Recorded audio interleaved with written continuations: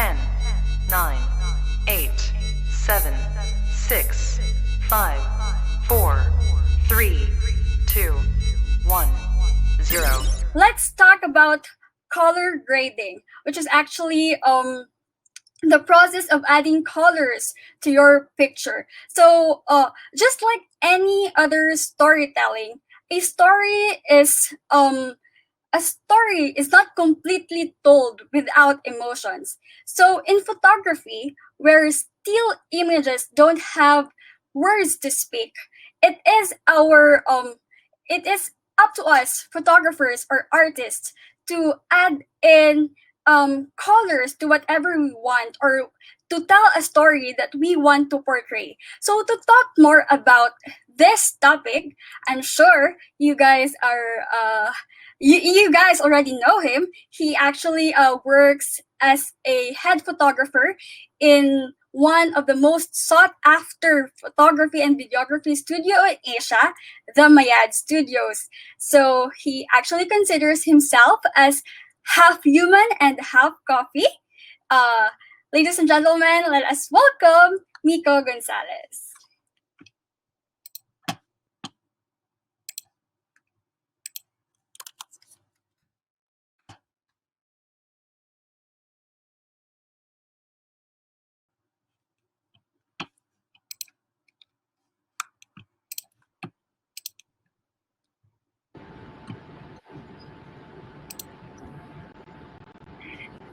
Hello. Hi, Mico. Good evening. Hello, guys. Good evening. Good evening. Thank you, Casey, for that wonderful intro, and thank you so much for this opportunity to share a bit more, share knowledge in this time of quarantine. Yes, we also would like to thank you as well for accepting our invitation. And it's so overwhelming that we are actually full house. You can see in our virtual seminar room that we have, right? So how are you feeling with that, Nico? Guys, thank you so Knowing much that a lot for taking your time joining with us. Okay, so now, can you tell us a little bit about yourself? Who is the Mico Gonzales? And also, can you share your story? And Uh, when did you start your journey in photography? And how did you actually land in wedding photography? hey, Okay, apologies for hi, that. Casey. Yes, we're back Hello. with Audio is not yes. clear. Your audio is not clear. So can you repeat again the question? Okay, sorry for that. So, now can you tell us more about who Mico Gonzalez is, and how did you actually land in your journey as a wedding photographer, and when did you start in your journey as a photographer? So I started as a graphic artist, doing layouts, color grading, basic color grading at that time, producing marketing materials for my ads, social media and website, doing their logos and about more corporate stuff. And then that was, I think, 3 to 4 years ago.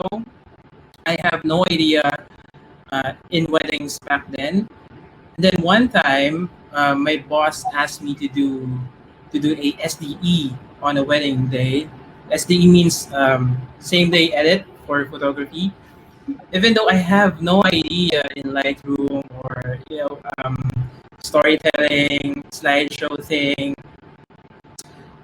I just said yes and I just took the risk. And fortunately, I learned so much about Lightroom, about storytelling, about mixing some sequences, and then eventually um, I think I did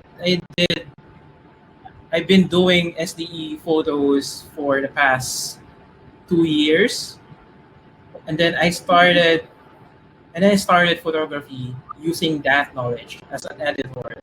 So I use that mindset of an editor. Maybe I familiarize myself I familiarize myself um, with different framing, with different angles, based on my photographer's content, and then familiarize myself to do that or redo that when I'm shooting on the actual day. So it helps me a lot in the beginning, and it served as a guide for me to build stories, something like that.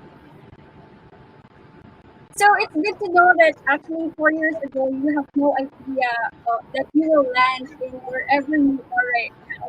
But just because you took the risk and say yes to the challenge that was given to you, you're able to achieve what you have achieved right now, right? Yeah.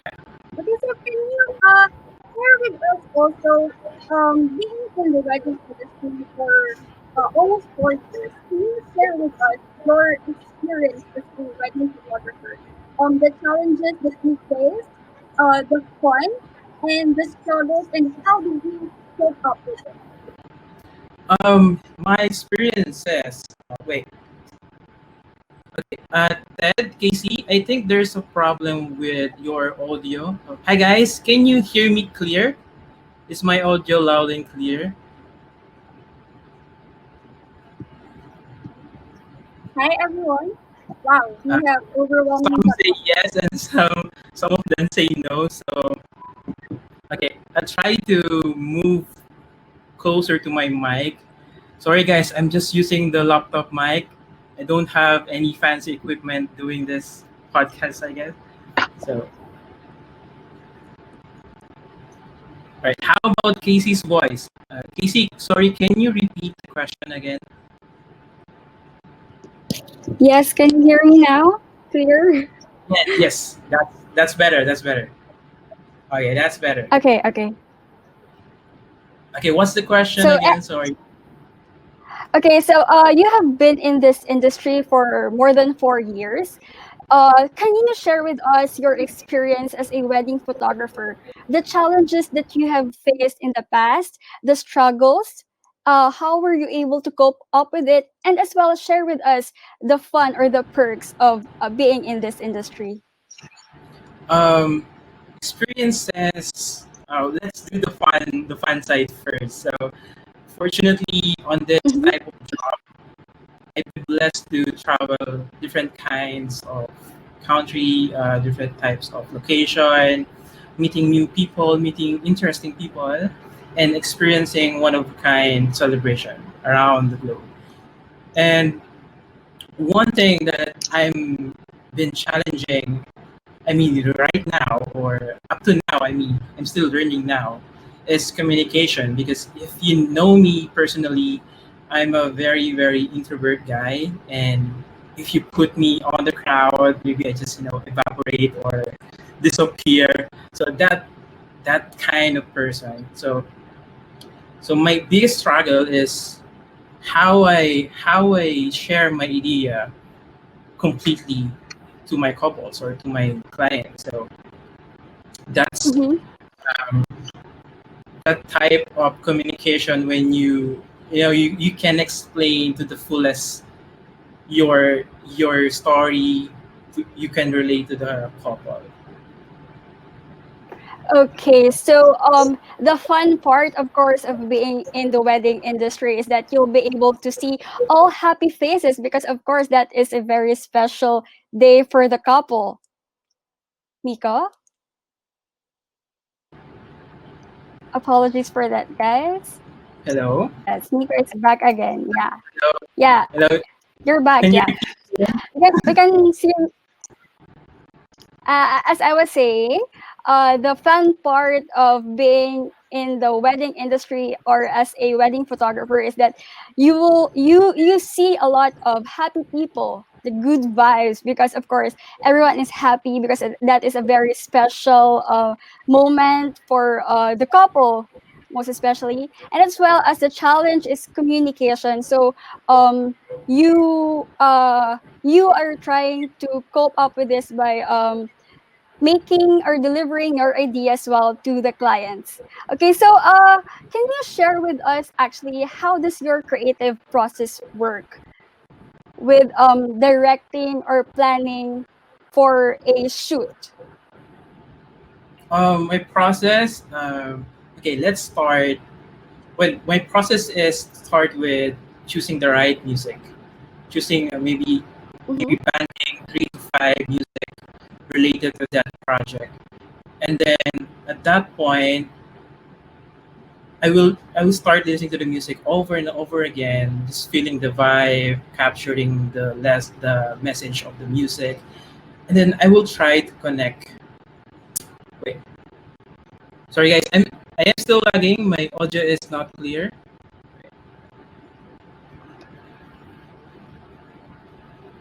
Okay, clear, loud and clear. Okay, so what I'm saying is I'm trying to connect the story of the music related to their character or the character of the client. So by doing that, I'm producing, unique, what should I say, relatable ideas with my couples or with my clients. Then one more thing is when directing, I make sure that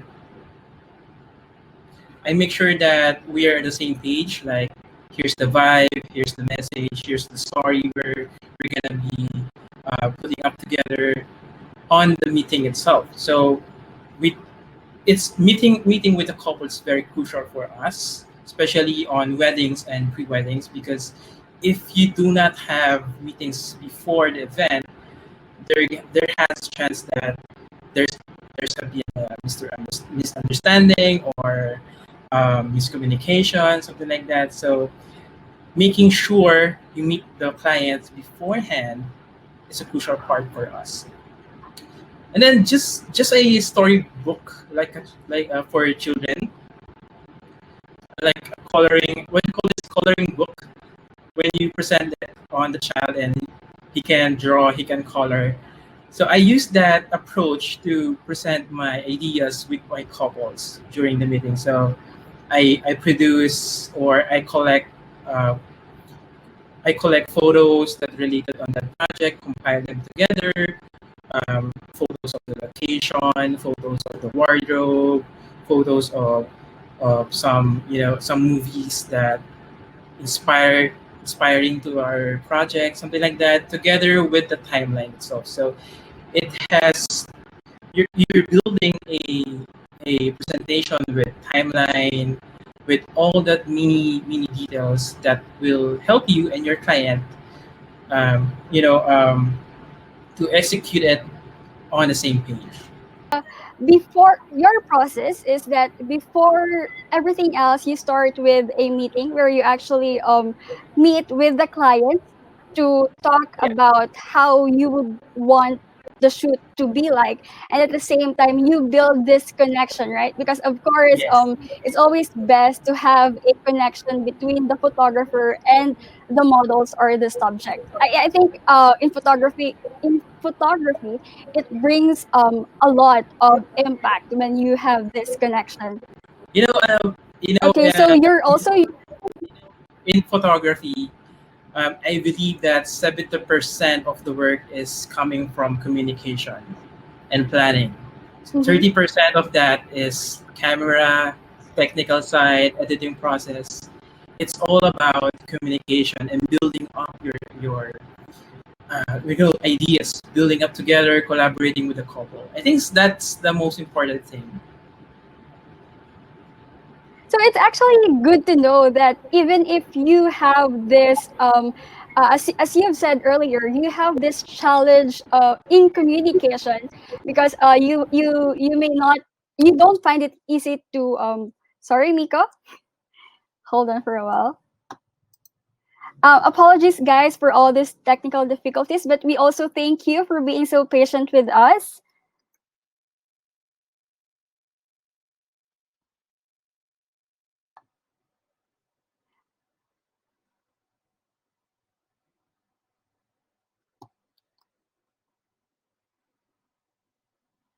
Okay, so might be that Miko lost his connection, so yeah, let's wait a little bit. So it's actually good that you guys are actually connecting with each other through our chat box right here. And we would also like to thank Go Brunch Support for being with us here to support us in all the technical issues that we have. Apparently, let's wait for Mico for a while.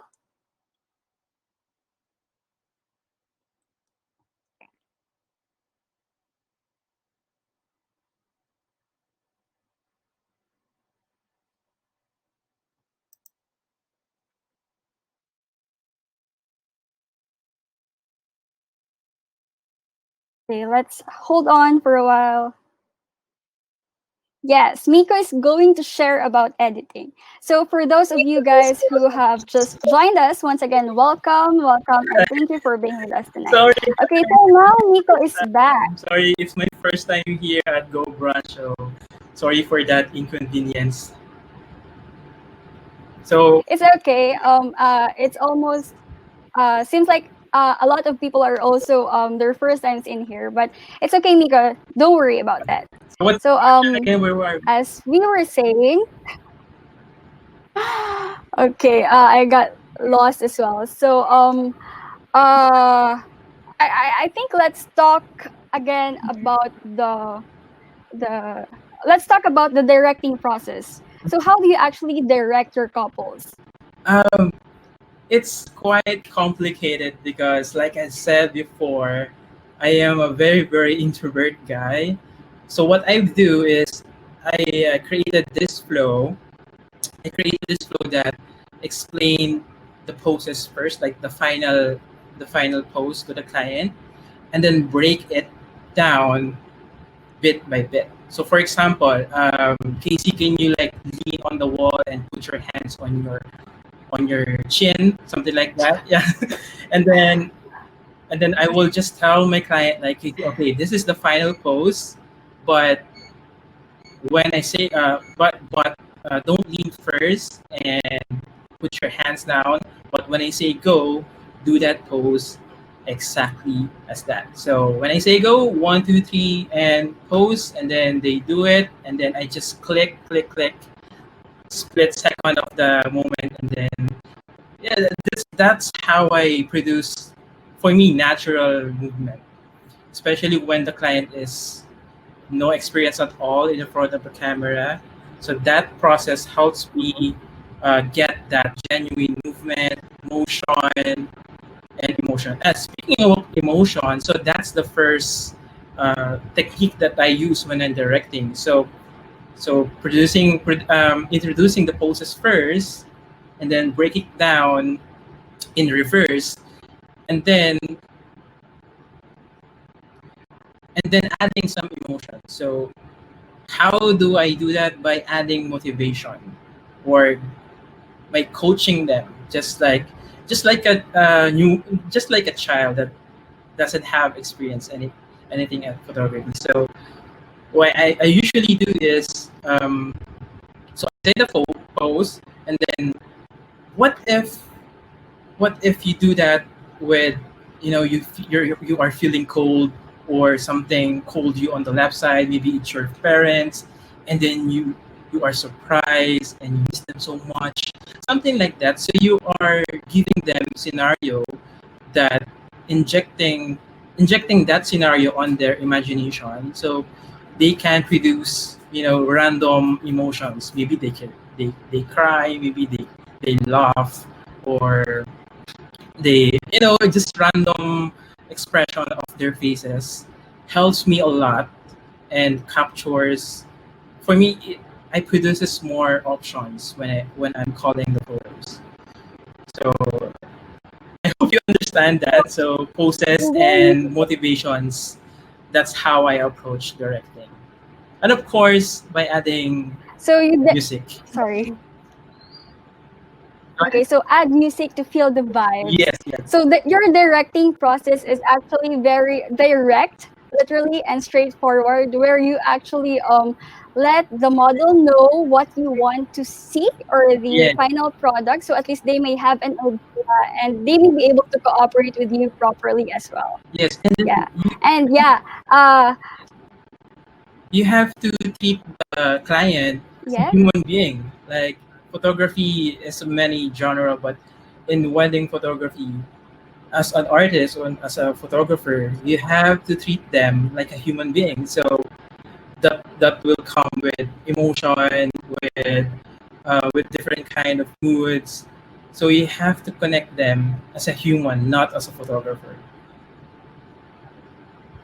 Yeah, so you make them imagine a scenario so that at least they may have the feel, and you will be able to capture their raw and genuine emotion and able for you to provide a more authentic output as well, Exactly.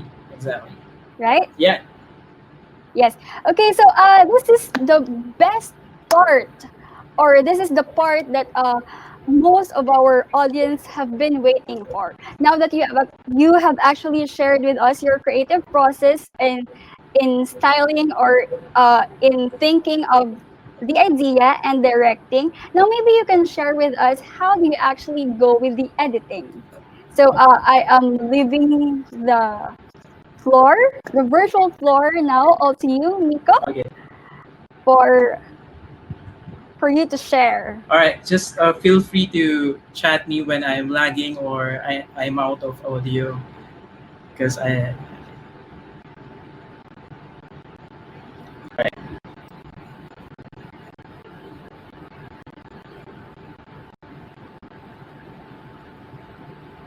Hello. Can you hear me?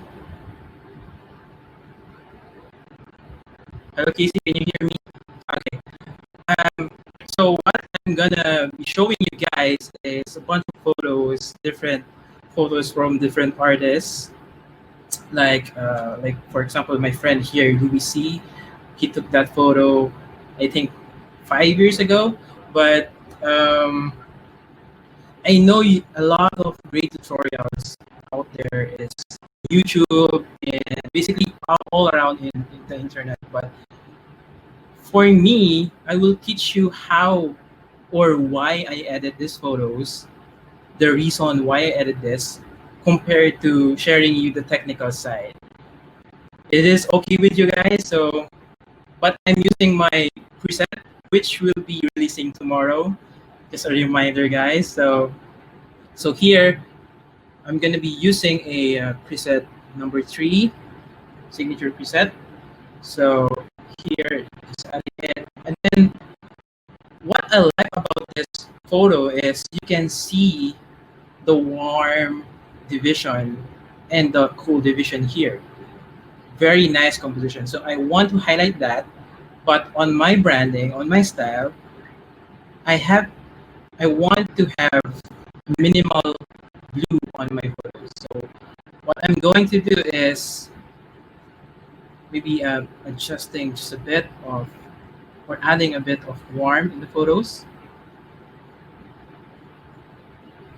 There we go. And then I want to open the, the shadows, or I want to see more details on the whole photo. So for to do that, I'm gonna lessen the contrast, just like that, and maybe trimming down the exposure just a touch. So here's the before and after.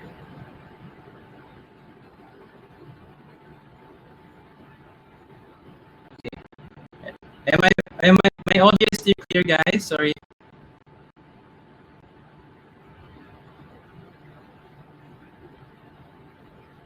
Audio is lagging. Okay. Wait. Can I reload this? Wait. I'm trying to reconnect and then I will do that again.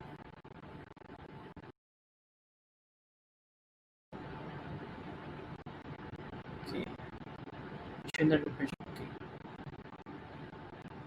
Turn off my camera. Okay, we'll turn off my camera. Okay, that's good. Let's go back in. So next photo, this one is taken by Rainiel Hernandez. I think this is in Iceland. So when I look at this as a photo, as a full photo, I'm feeling the vibe, the cold breeze of the waterfalls, the overall weather of the scene. So I'm keeping that bluish vibe on that photo. So let's start using, I think, let me use this second preset. Okay, I know it's terrible. It's super, super cyan by this point. Okay, I know it's terrible, guys, but hear me out. So I purposely, overdo the temperature of this one because in that case, it's easy for me to detect the right tone or the right spot of the temperature. So by doing that, I just have to adjust the warm-ups of photo so I can achieve that, natural white of the waterfalls. Because in reality, this is white in the actual world. So I'm keeping that close as possible. White is white, black is black. But I also want to keep that cold vibe on the photo itself. Maybe we can add a little more of the warm side. There you go. And that's it. Here's the before and after. Okay, moving on this one. Okay, this one is actually one of my favorite from Rainiel. If you know him, he's the co-founder of Sinipinas in Instagram. So this one is, I think, in Iceland too. So this is actually what I'm looking for in the photograph. Perfect exposure.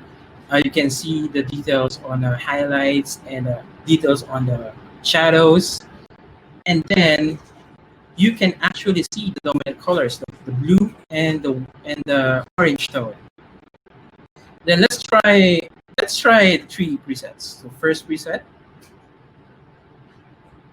and second one and the third one. I think I like the second one. It's more balanced for me. And then, like I said before, lessening up the contrast, open up the shadows or revealing more details of the photo.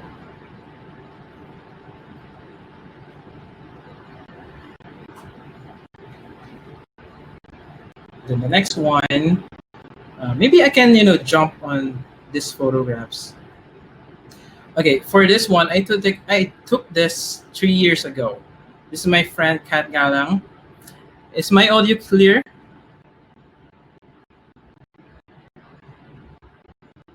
Is my audio clear, guys? Okay.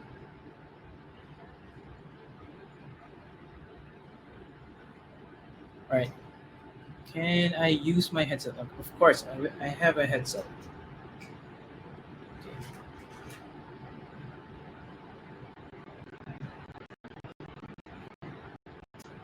Wait, guys, I will use my headset. Sorry for that.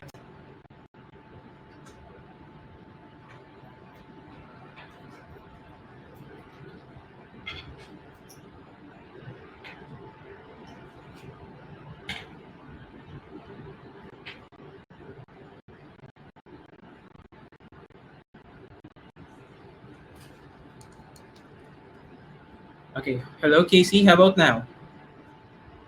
Hello. How about now? Is my audio clear? Yeah, yeah, yeah. Better? Okay. All right. Better. Okay. Let's continue. Let's move on. All right. Okay. Again, this is my friend Kat, and then I have this rule by in editing, which is black is black, white is white, or keeping your white closest to white, black closest to black. And then my second rule is, for me, this is my rule, is maintaining your skin tone normal as possible and healthy as possible. So if you know my branding, if you know my color grading, I am a big fan of warm tones, earth tones. So by doing that, I complemented the skin tone perfect. I complemented the wardrobe, the location with her skin tone. So let me show you what I mean. So by adding this, you can see how terrible it was. So this is just a starting point. Preset is just the base. not the final solution. So again, I exaggerated this setting so you can set it back to the right spot. So if you can see here, you can see a bit of a blue tone on the highlights of the skin tone and more deep blues. Okay, wait. Okay, where am I? Okay, again, using this slider temperature, just slowly introduce one side of the photo like this. So I make sure those blue on highlights in the skin tone will be gone by introducing more warm tone on the temperature. Okay, and then okay, I will. Sorry guys, I really am sorry for this inconvenience, guys. Okay, let's try it again. Let's try it with a different photo. Again, guys, what I'm saying is, second rule is keep your skin tone healthy and natural as possible. So let me try this again. Preset number 3, the most contrasted one on my preset pack. And then you can see, if you notice, you can see the blue here on the highlight and on the shadows. So I want to retain that details on the shadow. So I will lessen again the contrast. Then adjusting again the temperature to the warm side. Excuse me. Okay, guys, here's a tip.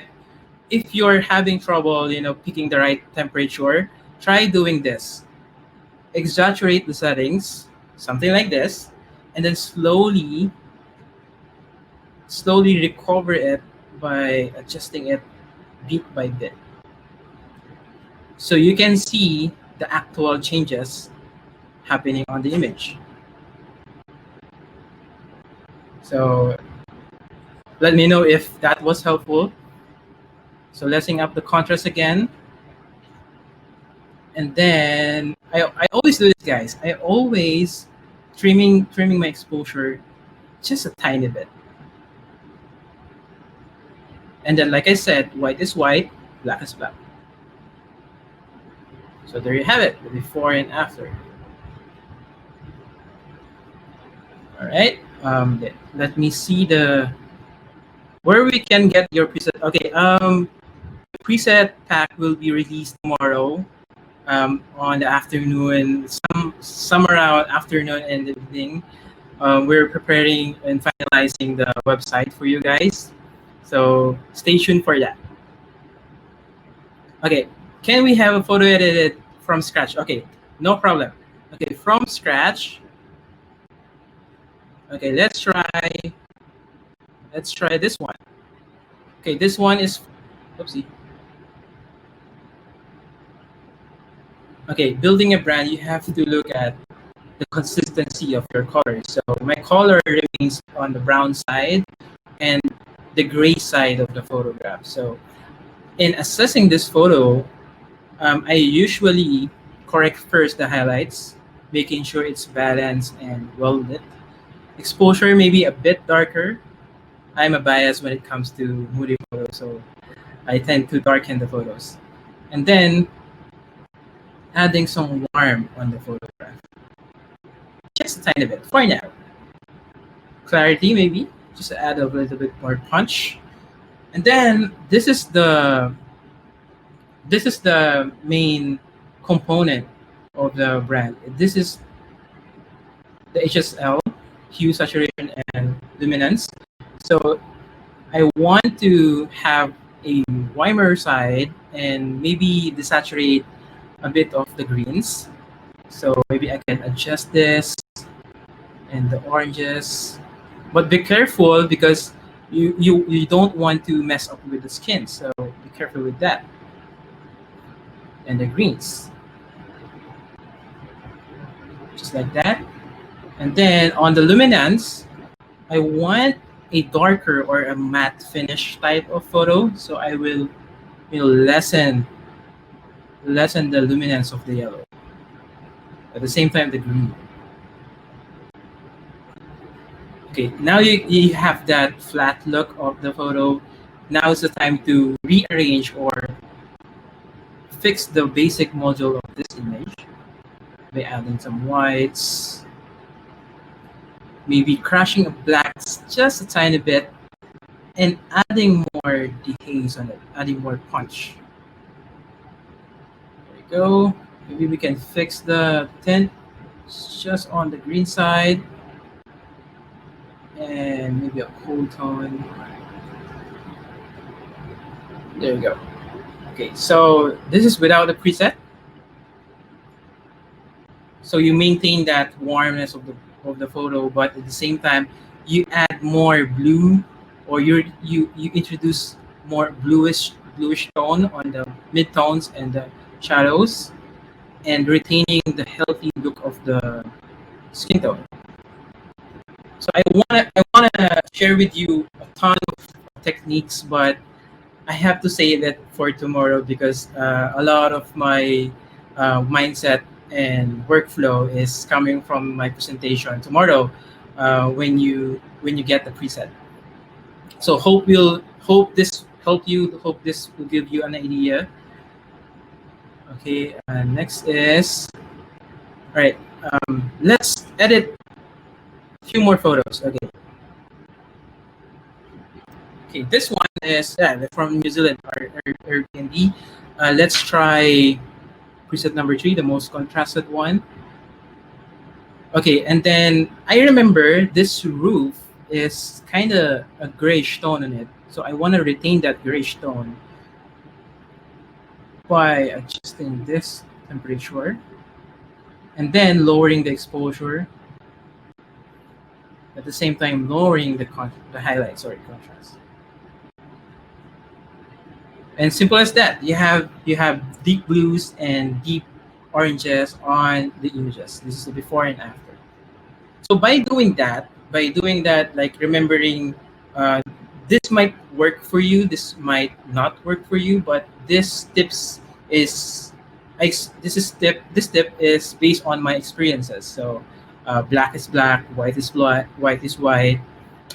Keep the skin tone healthier, and the last tip that I will give while editing is look for the imperfections of the photo. Look for the strength of the photo. So by doing that, you will enhance more of the story side of the photograph. Like for example, this photo of the house is very simple, right? There's no subject, there's no happening, there's no special content inside the frame, but I wanted it to represent welcoming as possible. So I chose the warm side of the color to give it a much more welcoming, homey vibe. Because if you search what the color, what's the yellow orange means, is welcoming, active, um, more of the sporty side of the color. So one of them is welcoming. So I choose this, vibrant photo, orange in particular, as a dominant one to represent this house welcoming as possible. But contrasting the blue, so we can add more contrast to it. So again, finding its strength, finding its imperfection, and use that as a asset while editing. You can produce story frame by frame when editing.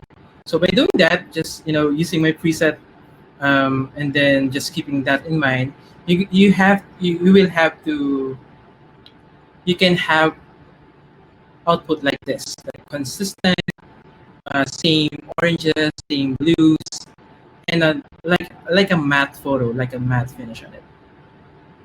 This is another example. So yeah, um, forgive me if I won't tell, or I will deep dive on this settings, but I promise you it will be worth it if you waited for the website for tomorrow. So, hello, Casey. Hi, Hello, Mika, and thank you for sharing with us your editing technique when it comes to color Casey. grading. Are you Can you hear there? me? Hello. Yes, I'm here. Can you hear me? Yes, I can hear you. Yeah. Sorry, I'm So once again, stuttering. it's okay, no problem at all. For as long as we understand the content or the message that you are trying to convey, it's okay. So once again, Miko, thank you so much for sharing with us your process in editing or in color grading. A lot of people are curious or want to learn how did you actually come up with your preset. But I believe Miko have shared with me that coming up with his presets took him years of creation, of experimenting with colors. So as what Miko have shared, um, presets are actually not the solution to your problems, to your photographs, but may we use the presets as part of our process in discovering whatever style that we have, because as artists or as photographers, we know and we believe that we all have different styles, right? So in whatever presets that you have, let this not be just the solution, but let this be part of your process in identifying your style and Yeah, your yeah. identity as a That's what photographer. that's why I'm trying to educate with my when someone asking me about the preset because um, for me preset is just a part of the whole process. You know, Yes, building exactly. building a brand is, you know, you can create that branding while shooting, like choosing the right location, choosing the right wardrobe to complement that location, and then combine it with the character of your clients, and then just like, you know, some people don't understand, just preset is just the base of the editing process. It's just a start, but in reality, we as creator, we as a content creator, we decide what color are we gonna are we gonna create inside the camera itself. So Mm. making awareness of that mind setting when shooting is a big part to enhance more of your branding. So it's always best to already have something in mind before you go and shoot, because this will guide you, of course, in whatever colors or style you would like to show in your photograph. So a lot of people are Yes. actually curious about your presets. Guys, let's wait for Miko to announce it tomorrow. Otherwise, or Tomorrow. for the meantime, you can actually go on to his Instagram and check it out at Mico Preset. So we Yeah. will now open our virtual floor to questions from our audience. So let me know if you guys would want to speak directly to Miko so we can turn on your microphone. Um, okay, so we have here first a question from Oyo Cueco. Do you Mm. underexpose photos or do you shoot as close to what you see? Okay. I always underexpose my photographs because I want to save that highlights, the brightest part of the highlights. So it's a basic rule of in film, and that translated to digital. So it's best to recover highlights when you have underexposed photos. So underexposed so that you Yeah. can recover it Yes, it's later much more on the later easier. part. So Yeah. we also have here a question from Brian Fong. How do you use split toning? How do I use split toning? Okay, I use split toning very minimal. Just okay. Think about this. If your photo doesn't have any solution when it comes to fixing the temperature, like for example, I want the right spot, the right warmness of the photo using the temperature, and I can't solve it in temperature alone. That is when I will go to split toning and then introduce more warm tone, just a tiny bit on the whole photograph. Just an optional fix. But I did not, I didn't use split toning much because for me the simple, the flow, the fastest and the better. Okay, so you adjust the temperature first to achieve whatever you want to look like, and afterwards, if you don't get the color or the tone that Yeah, you the want, that's exact, when you yeah, use split toning. yes, Okay, just a so backup, we backup option. actually we next. Okay, moving on to the next question from Fitzgerald Abejo. What inspires you to shoot, Nico? Hello, Casey, you're gone again. Hello. Am I gone? I'm still here.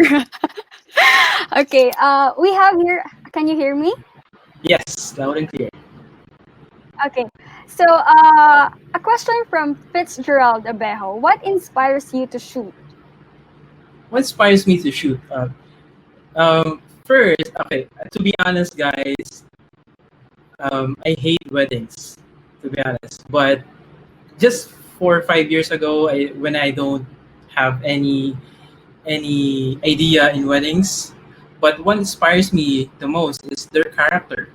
How do you represent them in the photographs using their character, using their emotions?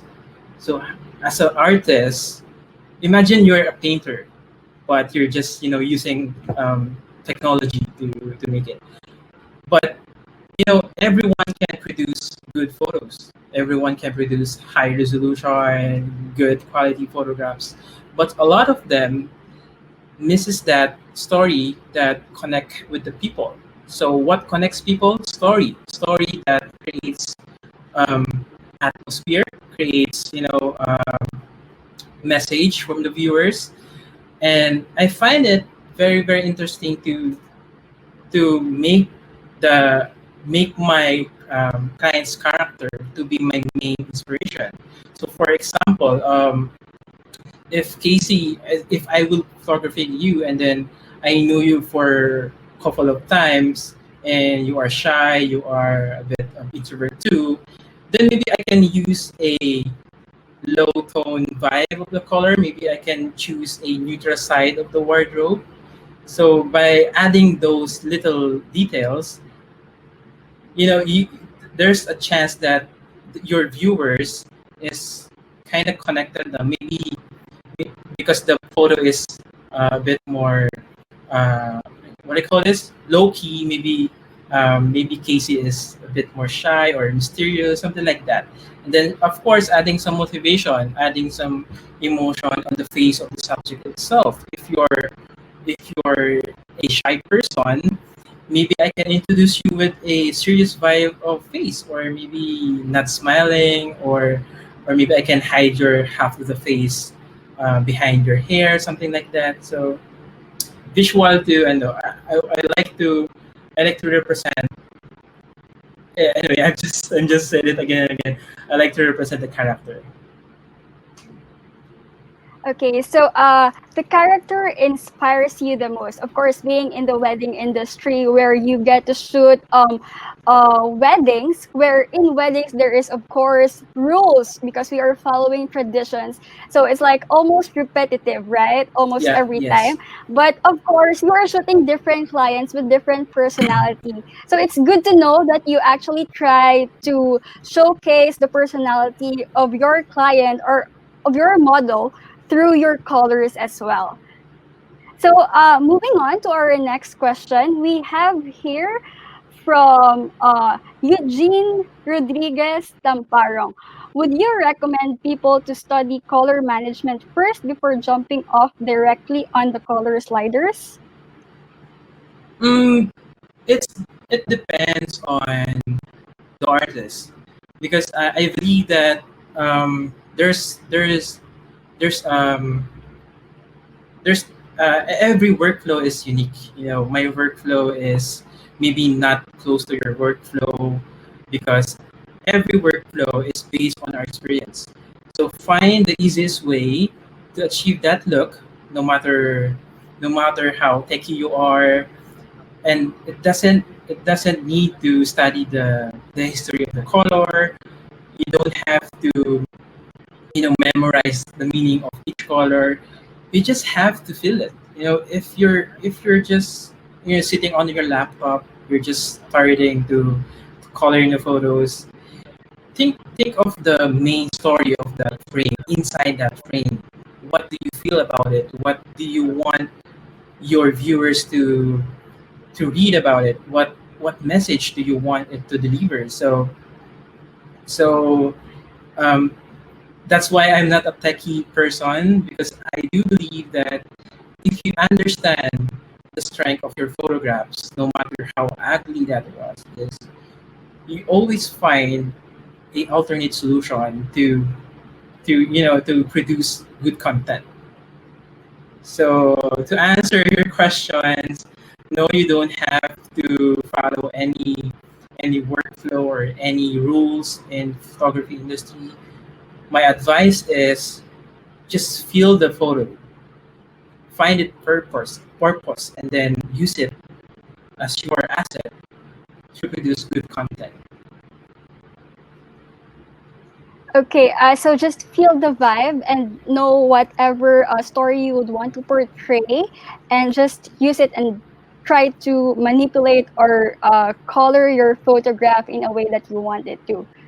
Yes. Okay. Yeah. Speaking of colors, color manipulation, a lot of people from our audience is also asking, do you have a color profile in your camera? And also they're asking, are you using Sony or what's your camera brand? Okay. Right. Like I said, technical side is not important, but for the sake of this question, I'm using a Canon 5D Mark IV with a 85 mm lens together with 35 mm 1.4. And yes, I use Sony and Canon at the same time, but I do not own a unit of a Sony. I just borrow it from the office and then just try it a few times. But I guess it's for me it's the same. All camera is the same. It's important how you use it, not how you know you can appreciate the gear, but you can use it on the maximum side by understanding your purpose as a photographer. And what's the second question? Okay. Um, my Color color profile. profile is always on neutral, and I always shoot in Kelvin, warmest side. Okay, thank you for answering that question, Miko. I think we are running out of time, so maybe we will cater 5 more questions. If you guys want to speak directly to Miko, just let us know in the chat box so we can actually turn on your microphone. But before that, we have here a question from Joel Dave Chu. I think it's also a challenge or a struggle for most photographers. He wants to know, how do you achieve a good muted look as seen in the photos on your IG page? Even when shooting with neutral color profiles, the images are inherently contrasty, and simply reducing contrast doesn't help. Wow. So I think, how do you achieve that very clean look? I hope I understood your question correctly, Yeah. Joel. Maybe it will be. Hi, Joel. Thanks for that question. Um, if you notice on the HSL part of the Lightroom, you notice the luminance of the photo. Try to lessen the brightness of that particular photo. For example, for this one, wait, I'm gonna share again my screen so you can see. Okay.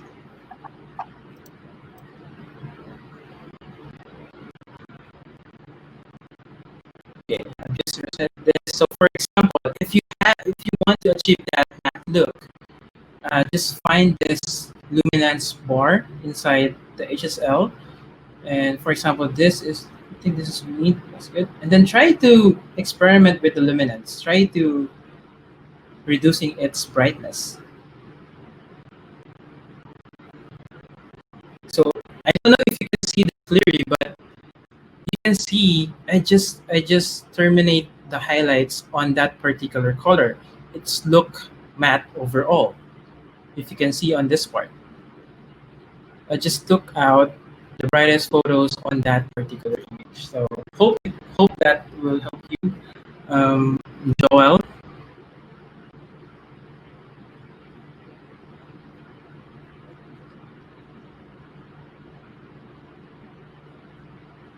Yeah, Okay. I, Hi, I, I hope, Casey.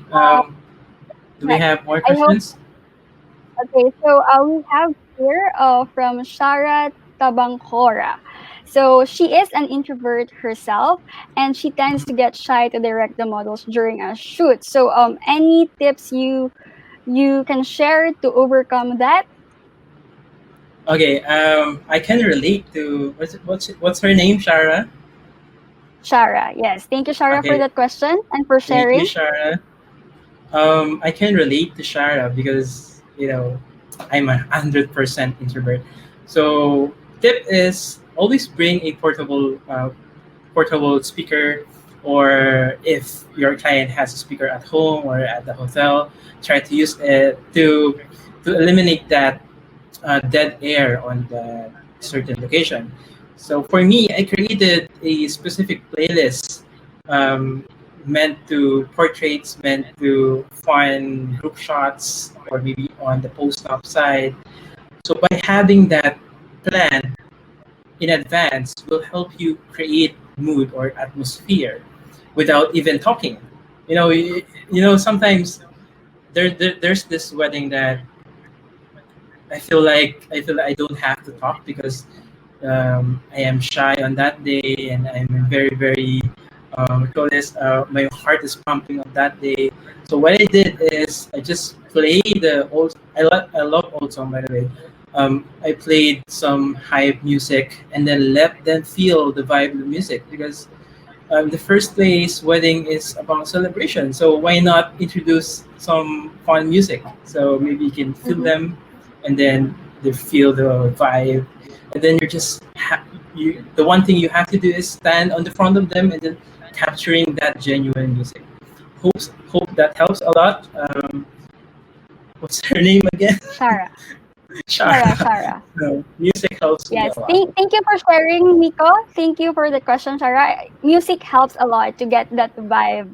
Okay, so we have here another technical question from Ason Valdivia. Does Adobe RGB and sRGB setting in the camera matter? Um, Yes and no. If you're planning to print it on the future, then use the RGB on the settings of the Lightroom. But when you are shooting in RAW, it doesn't matter if the setting is on RGB or Adobe RGB, because shooting RAW compiles all the information when it comes to importing in the Lightroom. So tip is just shoot RAW if you're planning to print it on the future for more accurate. Or alternate solution is, if you're using a generic monitor, for example, on the Windows, try to get some monitor calibrator to match it with your printer, so you can have a accurate result. Okay, so thank you for asking, Miko. I mean, sorry for answering that question from Ason. Yeah, so always shoot in RAW. Okay, Yes. we anyone who wants to talk with Miko Go, directly just so ask you me question, can guys. discuss. Yeah. Or I think, Okay, so okay, from you're asked. Mackie. Yes, I'm using Mac, and I'm using a MacBook Pro Touch Bar 2018. Okay. While we are waiting for some brave souls to show up to talk to you, maybe you can share with us about your preset that is coming up tomorrow. Where, because a lot of Yeah. people are very curious. So where can they get this from? Okay. We'll be releasing it, and all of the announcement will be released on our RG page. If you follow me on my personal page, you can see the Mico preset on my bio. Be sure you follow it so we have information. About the preset, it's a 3 to 4 years of work, experience of failures, experience about success, and it's all compiled with that preset. So for me, this is a big deal for me. For me, this is achievement. Even though uh, even though preset is just a simple thing, but imagine this: all of my experiences, all of my failures in this process is simplified in this preset, in this tool. So this is not the solution you are looking for. This is actually another platform or another workflow that will be happy to add on your actual workflow to enhance your branding, to to be more, to have more options on that editing process of yours. So we are not pushing you to rebrand or do the same thing what we did, but instead just adding one more tool to your desktop or into your techniques will surely enhances your future outputs. So yeah, this project of ours is basically to help you produce art as a photographer and as an artist. So we are sharing that with you finally. So many of you are asking this back 2 years ago, 3 years ago. And then we're just happy to share it with you. To Barbara. Okay, so thank you for sharing with us your years of hard work and persistence in improving your color grading. You have simplified it for us, and we are really grateful for that. So, for you guys, watch out. Miko's presets tomorrow is the launch date. Yeah, and then just a quick reminder, I'm running a mini contest, a short giveaway. I think the deadline is tomorrow, May 31. So I'm be giving away a preset pack with a one-on-one demonstration with me via Zoom or Messenger, whatever you like. So make sure to follow our page and join our mini contest. Yes, a lot of your followers are actually here with us tonight as well, and they are hoping that they will win your preset giveaway and have a one-on-one demo in Instagram. So we have here a question from Patrick Huplo. Hi, Pat. He's asked, yeah, he's actually Wolf Boy Troy. So, where do you get your inspirations? Yeah, he maybe he missed out, so maybe you can share again. Where do you Okay, get maybe your I can share another branch of inspiration? my inspiration. Yes, Okay, sir. it's surrounding yourself with positive and inspiring people.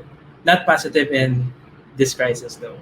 Positive and inspiring people. Surrounding yourself with that helps you big time. What do I mean by that is if you're allowing yourself, adapting on that particular group. For example, on my group, I have this amazing artists, editors, photographers. Some of them is here actually. Hi guys. So by choosing the right team, choosing the right people inside your team will help you improve yourself.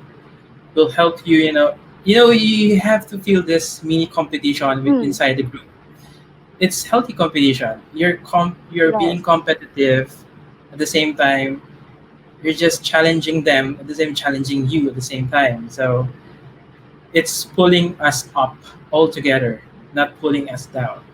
And then at the same time, um, I find many inspiration in criticism, in negatives, by reviewing some of others' work, or maybe if I see some article about photography industry criticizing this work, or maybe a negative negative feedback about something. So I always read that and try to learn or try to adopt that mistake. And in the future, how do I improve that mistake? Oh, wait. So wait, it's a bit confusing. You So learn from the how mistake. I learn from the mistake, but at the same time, I'll try to solve the mistake by doing it much better. So I hope that makes sense. Mm. So again, Yes, we do get that. surrounding For, yourself with inspiring people and um, grabbing inspiration from negative and criticism helps me a lot. yeah, it's always good to have an open heart and mind to be able to accept criticisms from others, because through this you may be able to improve yourself and your craft. And at the same time, it's always good to have a team that supports each other, that pushes you to your maximum potential, right? So we Yes. are happy to know that you actually have that team with you. It actually shows with the outputs uh that you have delivered. So I think we I should want I go wanna with I wanna add I wanna add something about the team. yes, go ahead. Okay. There's there's a lot of question for us. How do we choose certain people inside the group? So Yes. it not for us. This is not a skill based Mm-hmm. um, skill based, but instead more on the attitude side. If that person Yes. is willing to help and Mm-hmm. open for ideas, open for learnings, whatever the skill set he or she have, and for us, that's a perfect example of a good team member at the future. So thank you for sharing these insights about creating a good team, Miko. We wish all the best to your team in the future. So Thank you. we would like to go with our last question. I think Archer Vilbar and Ason Valdivia has almost the same question. So do you actually experience mental block? How do you sharpen your creativity, and what activities do you do when you experience creative block? How do you handle Okay. it? Mental block is quite generic in our industry, right? So I always experience that every time in the shoot on the field. So I'll be honest, guys. Every wedding, every project that I've been to, I experience mental block. So how do I solve that? By not solving it. So okay, another confusing answer. Okay, let me explain. Okay, what I when I'm shooting and I'm experiencing mental block, I let my brain to think of nothing at all. I want my brain to be empty and relaxed.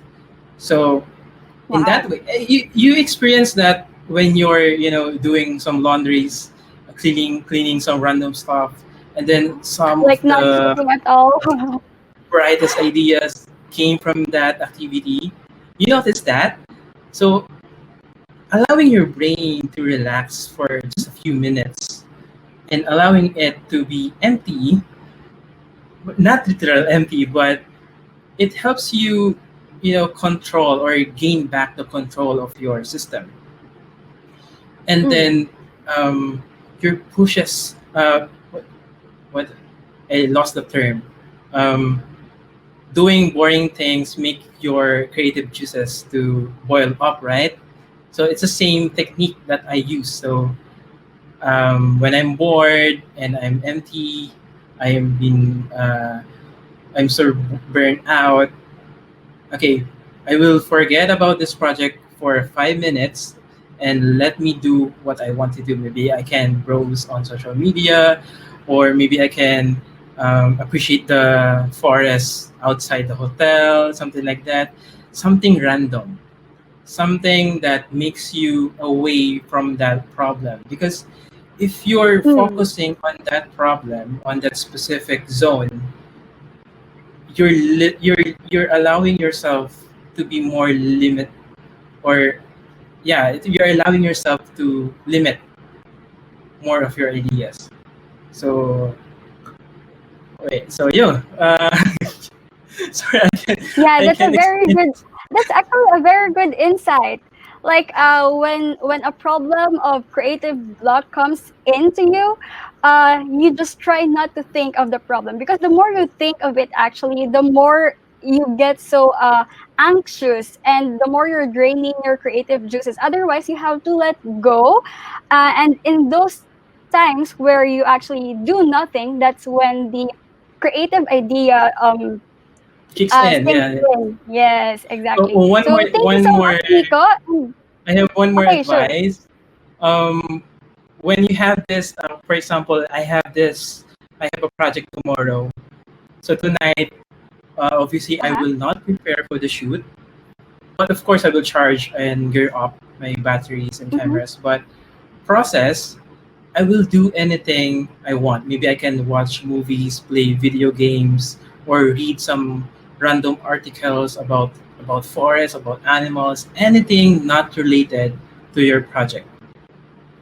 So, and then after that, you sleep, right? You take the time to rest. At the same time, your brain unconsciously, brewing more ideas, combining that ideas. Maybe your brain wants to pick up the color, the movie that you watch early on, and then the story of the article on that blog, and then combine it together. And then you will not notice that, of course, you will not notice that.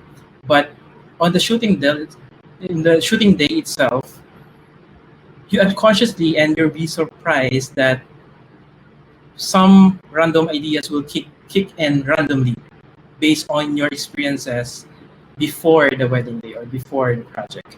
So what that's my one workflow that worked for me. So I hope you try that sometimes.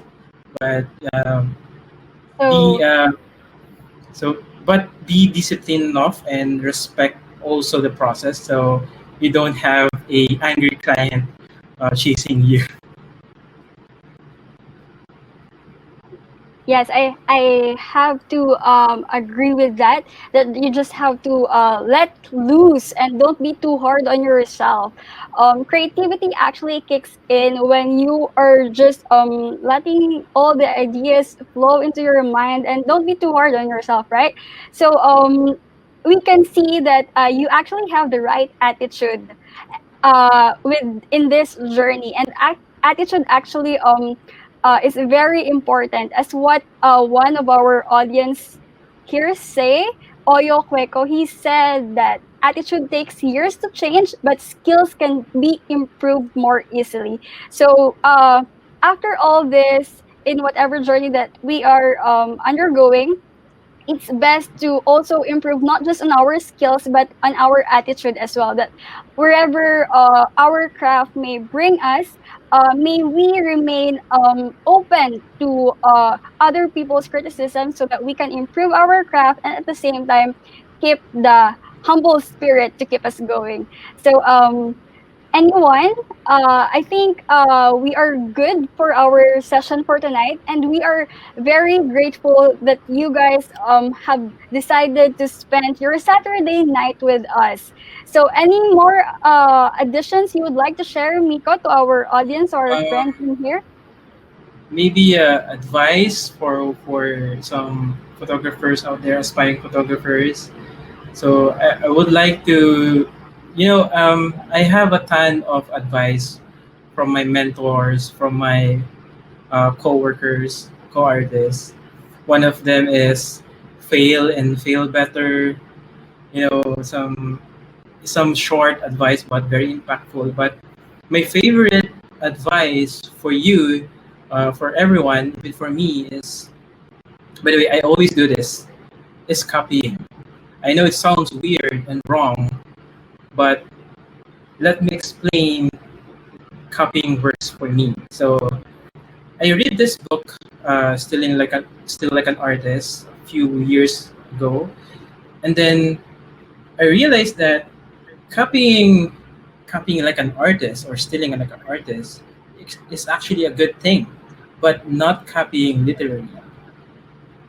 So you're not copying the exact color, you're not copying the exact frame, the exact poses, but instead you're copying their principles, you're copying their value, and then adding it to your value, your current principles, and then combining it, brewing some new principles for your workflow, for your teammates to share.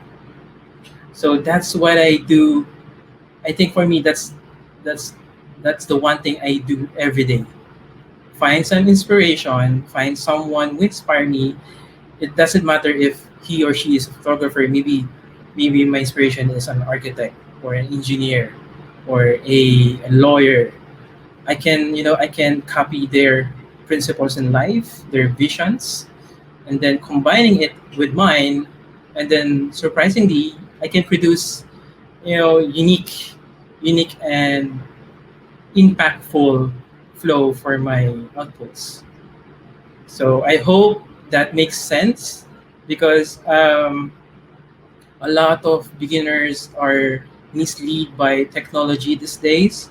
Their mindset is buying a new camera makes them a good photographer. Yes, you are. You are good already, and gear will just help you produce that output.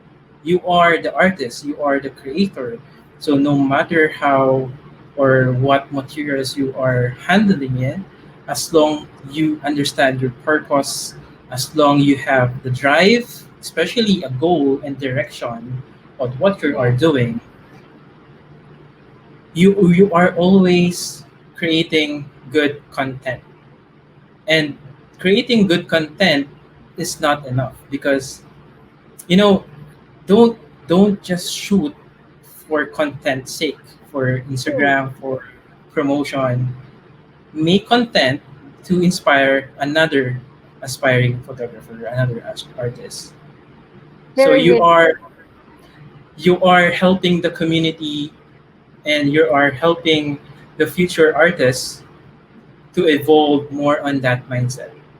So we become more healthier when it comes to competitive competition, when it comes to um, rebranding and branding. So it's long, but you get the point. Yes, So I yes, hope exactly. you understand that, and I'm very very grateful that you guys are here and spending your time with us. you know this is special time with your family, and yet you choose us to listen. So we are very very grateful, and Yes. thank you guys, thank you for participating here. Yes, thank you so much, Nico, for sharing that very inspiring and motivational advice to all of us creatives who are here with us tonight. It's always good to learn from others, use copying as a tool for you to improve yourself or your craft and add value to whatever work that you're working on with. And at the same time, you also have to, as you go along in your process or your personal journey in as being a creator or a creative, it's always good to know that you will also learn how to find yourself or identify yourself, your own style as you go along, and always have that purpose and drive and